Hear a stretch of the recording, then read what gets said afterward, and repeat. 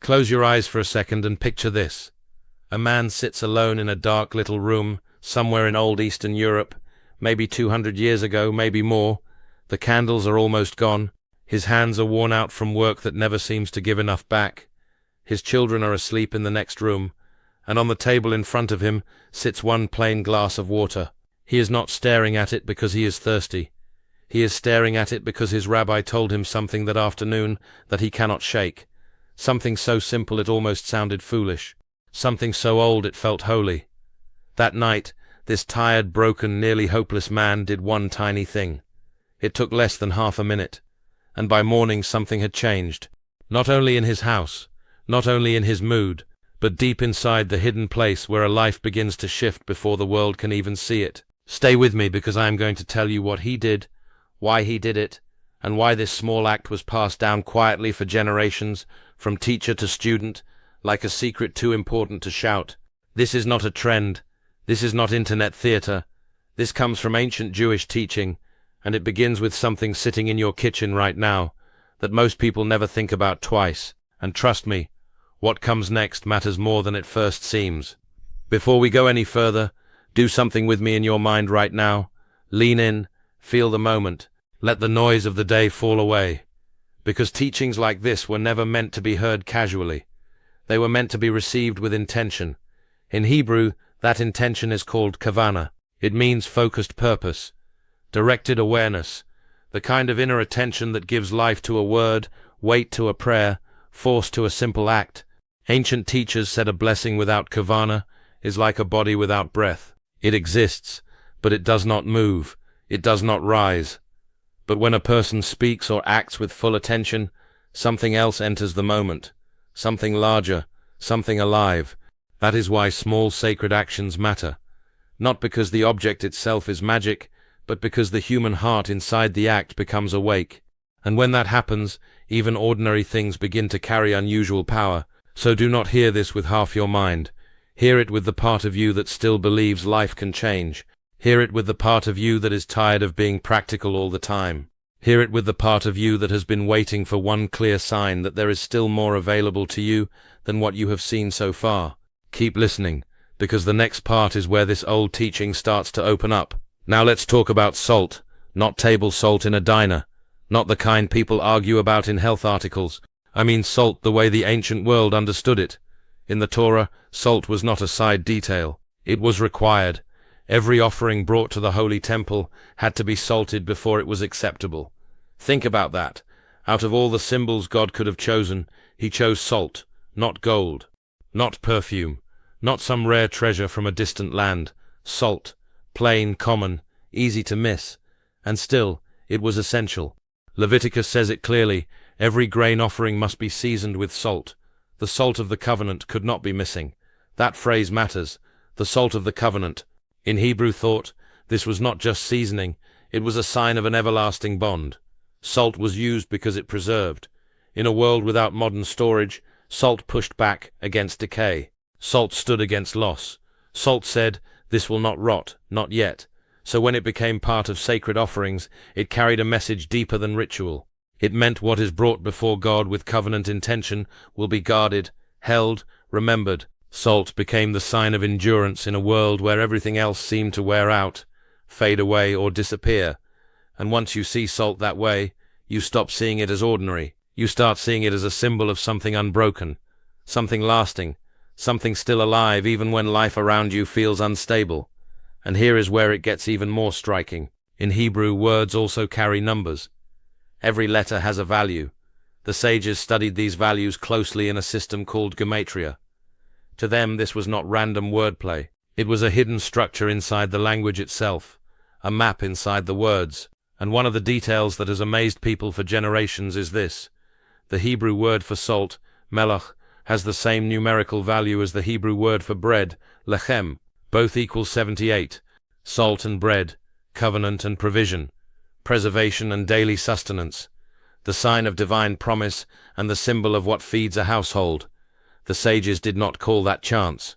They saw it as a link, a clue, a way of saying that salt is spiritually tied to livelihood, to nourishment, to support, to the simple miracle of having enough. And if that was not deep enough, the mystics went further. They taught that water represents the emotional world, receptivity, flow, openness, the ability to receive. Water is what yields, water is what carries, water is what enters the deepest places, and sleep, they said, is when the conscious mind loosens its grip and the deeper self becomes more open.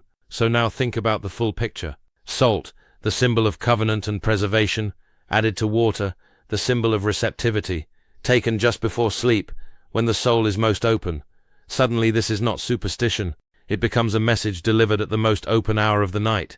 That is why the old masters treated this simple act with seriousness.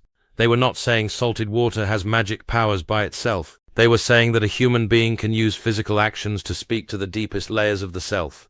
You take water, the symbol of openness. You add salt, the sign of covenant, endurance and provision.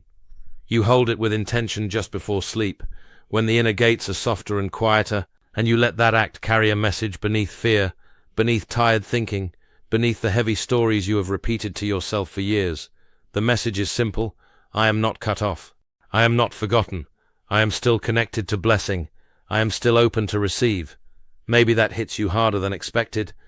Maybe because some part of you knows what it feels like to keep trying and still feel stuck. To do the right things and still wonder why the doors stay closed. To look at your life and feel that painful gap between where you are and where you thought you would be by now. If that is you, then listen closely.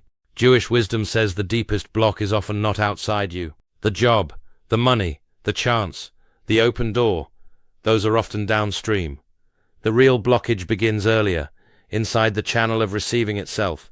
A person can become so tired, so guarded, so disappointed, that even hope feels dangerous. And when that happens, the heart quietly closes. This act is meant to do the opposite. Small, but exact. It invites the heart to open again. So here is the practice in plain words. Tonight, before sleep, fill a clean glass with water.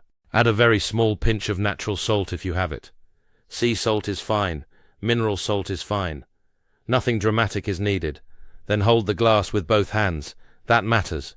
In Jewish ritual language, both hands suggest full receiving, full presence, not rushing, not grabbing, just holding. Take one slow breath, then speak your intention in simple words. Not perfect words, not formal words, just honest ones. You can say you are open to blessing.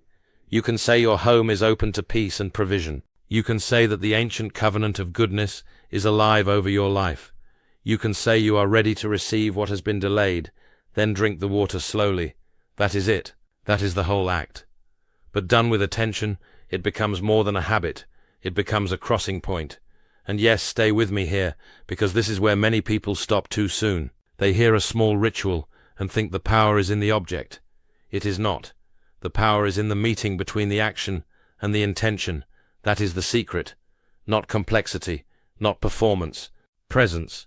Full, steady, surrendered presence. And if you are still listening, then something in you probably already understands why this matters. There is an old story about a student who came to his rabbi in deep frustration. He had worked hard, prayed hard, tried hard, and still the change he longed for had not come. So he asked the question many people carry in silence: what am I doing wrong? The rabbi waited before answering. Then he said, "You are not doing everything wrong. You are simply missing the one right posture." The student asked what that meant, and the rabbi told him, "You have been knocking on the door of heaven with closed fists, but doors do not open to fists. They open to open hands." That image carries a whole world inside it, because in Jewish mystical thought, abundance does not rush toward grasping, it moves toward openness. A closed hand can demand, it cannot receive. An open hand can receive what it never could have forced. That is the deeper layer of this ritual. The glass is not just a glass. It becomes a way of teaching your body what your soul has forgotten. Open hands, open heart, open expectation. And do not miss this part. Many people think faith means feeling sure. That is not how the old teachers described it. Real faith is acting with trust before proof arrives. It is stepping toward the sea before it parts. It is lifting the glass before anything changes. It is doing the small sacred thing, while the night still looks exactly the same.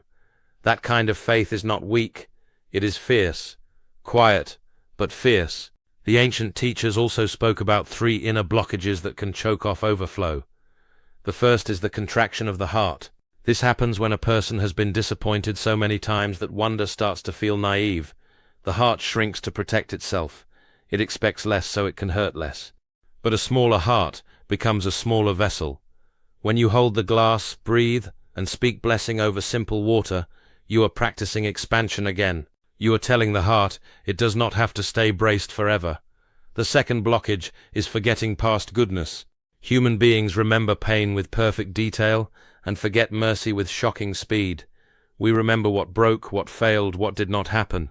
We forget what carried us, what protected us, what arrived at the last possible second. The blessing over water becomes an act of remembering. It says, I have been helped before. I have not been abandoned. If grace reached me then, grace can reach me again. The third blockage is the hardest one. It is the hidden belief that abundance belongs to other people, not to you. That maybe others are allowed a full life, but you should expect less. That belief can sit quietly inside a person for years. But the sages would say that belief is not truth. It is a shell, and shells can crack, sometimes not with noise, sometimes with one small faithful act done at the right time with the right heart. That is why this old ritual is really about alignment. Not control, not forcing heaven. Alignment. The Hebrew idea of abundance is not only about money, it is about overflow, fullness, extra life spilling over the edge of the vessel. When a person is aligned with that kind of overflow, it can touch everything. Their peace, their sleep, their energy, their clarity, their relationship, their ability to notice doors they used to walk past, their ability to speak with less fear and more truth, their ability to act when the right moment appears. Overflow is not only a number in a bank account, it is a state in which life begins to move again. And yes, sometimes the changes first appear in quiet ways, a different mood when you wake up, a strange calm where panic used to live, an idea that arrives clearly, a conversation that opens unexpectedly, a new courage to send the message, make the call, apply for the thing, ask for the chance, fix what you kept avoiding. The shift is inner first, outer second. That is one of the oldest teachings there is. The visible world often lags behind the invisible one. So do not measure too quickly, do not rush past the subtle things. They are often the first signs that something deeper has already started moving. And if this is landing with you, do not scroll away in your mind. Stay here. The last part may be the part you needed most. Because the truth beneath all of this is both simple and demanding. God does not need objects. God does not need rituals for his own sake. What matters is attention. Whole attention. Honest attention. The kind that leaves no room for cynical half-belief. And I know that is hard. Many people have been disappointed enough times that full surrender feels unsafe. Hope can feel risky. Trust can feel expensive. So the mind builds armor, understandable armor, human armor. But armor also blocks what blessing is trying to reach. That is why practices like this matter. They help a person lower the armor without pretending the pain never happened. They create a narrow doorway back into trust, not fantasy, trust. In Hebrew, faith is closer to steadiness than to emotion. It is trained loyalty of the soul, the repeated choice to act as if the covenant is still real, even when your circumstances have not caught up yet. That is what the old stories were always pointing toward. Not easy belief, costly trust. The kind that moves first, the kind that whispers blessing in the dark, the kind that does the small sacred thing before there is visible proof that it matters.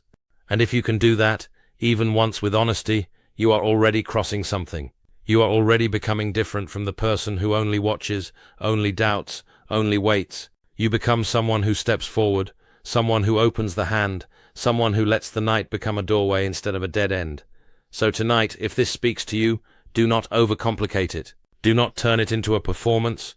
Do not wait until you feel more spiritual, more certain, more ready. Use the glass, use the water, use the small pinch of salt, hold it with both hands, speak simply, drink slowly, then sleep, and when morning comes, pay attention. Not with pressure, with awareness. Watch your thoughts, watch your mood, watch the strange little openings that sometimes appear after a person stops gripping so hard. Because the deepest point of this teaching is not that salt is magic, it is that the channel was never truly closed. The covenant was never torn apart. The flow was never gone forever. Sometimes a person just forgets how to stand under it. Sometimes they forget how to open. Sometimes they need one small act to remember. That may be what tonight becomes for you. Not a trick, not a stunt, but a remembering, a return, a quiet but powerful reset. The exhausted man in the dim room was not a king. He was not famous. He was not powerful. He was simply willing.